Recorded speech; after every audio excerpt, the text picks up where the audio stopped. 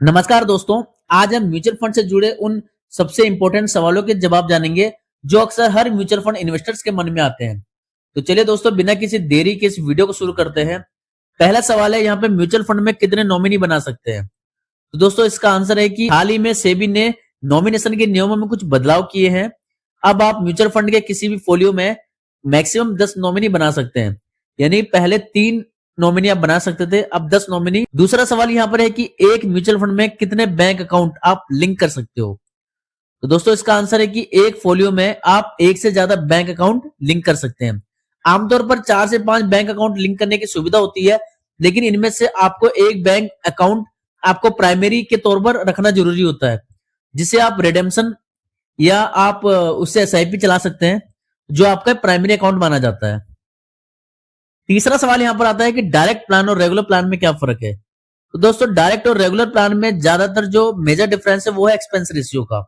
Regular plan ये वो plan है जब आप कोई म्यूचुअल फंड सिप या लमसम आप किसी डिस्ट्रीब्यूटर या किसी एडवाइजर के थ्रू आप लेते हो, जिसमें उनका कमीशन भी शामिल होता है, क्योंकि इसमें इनका एक्सपेंस रेशियो थोड़ा सा बढ़ जाता है।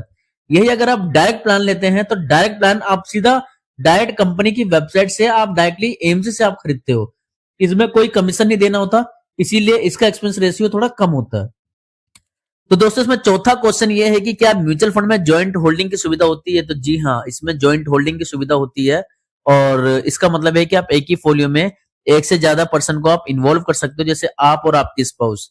बेसिकली यहाँ पर 3 होल्डर्स तक आप जा सकते हैं, first holder, second holder, third holder. इसमें पांचवा सवाल आता है यहाँ पे कि म्यूचुअल फंड में पैसा कैसे निकाले, उसको रिडीम कैसे करें?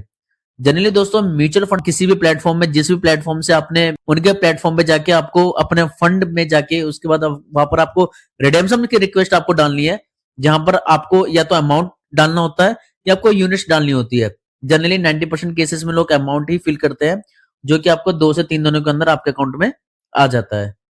छठा क्वेश्चन यहाँ पर है कि अगर आपके एसआईपी की डेट के दिन छुट्टी पड़े तो क्या होगा?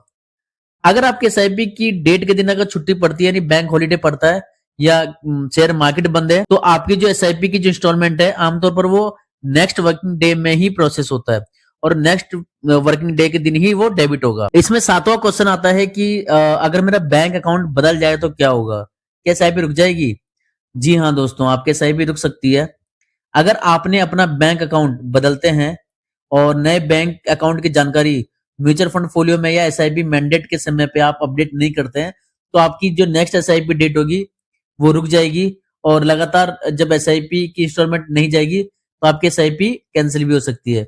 इसीलिए नया बैंक अकाउंट खोलते ही तुरंत एमसी को या जो आपका आरटीए के पास जो बैंक मैंडेट है उसको उस फॉर्म को फिल करना बहुत जरूरी होता है, ताकि आपकी जो एसआईपी है उसमें कंटिन्यूटी बनी रहे।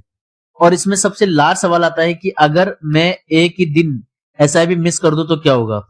अगर आपकी एसआईपी की किस्त एक बार मिस हो जाती है तो वैसे तो इतना कोई फर्क नहीं पड़ता है, लेकिन म्यूचुअल फंड की तरफ से कोई पेनल्टी नहीं लगती है। लेकिन जिस बैंक के थ्रू आपकी एसआईपी चलती है वो बैंक आपसे ईसीएस बाउंस के चार्ज लेता है, वो 400 रुपए से लेकर 600 रुपए तक होता है।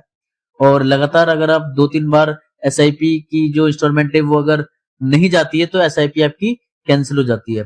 दोस्तों याद रखें कि एसआईपी मिस होने से आपके जो लॉन्ग टर्म का जो रिटर्न है उस पर इफेक्ट पड़ सकता है, आपके कंपाउंडिंग रिटर्न्स पर जो है आपको इफेक्ट पड़ सकता है। इसीलिए हमेशा अपनी एसआईपी की जो डेट है उससे 1-2 दिन पहले ही अपने बैंक अकाउंट में सफिशिएंट बैलेंस आप रख ले, और ताकि आपकी एसआईपी कंटिन्यू बनी रहे। तो दोस्तों ये थे म्यूचुअल फंड के कुछ ऐसे क्वेश्चंस जो जनरली सबके माइंड में आते हैं। उम्मीद है कि आपको ये जानकारी अच्छी लगी होगी। आई होप अगर आपको ये जानकारी अच्छी लगी हो तो आप इस वीडियो को लाइक कीजिए, शेयर कीजिए, और अगर आपको मेरी वीडियो से कहीं ना कहीं आपकी वेल्थ क्रिएशन में हेल्प होती है तो आप इस वीडियो को लाइक शेयर और सब्सक्राइब कर सकते हैं। फिर मिलते हैं एक नई वीडियो में नई जानकारी के साथ, तब तक के लिए धन्यवाद। कोई डाउट अगर आपका रहता तो आप मुझे कमेंट कर सकते हैं।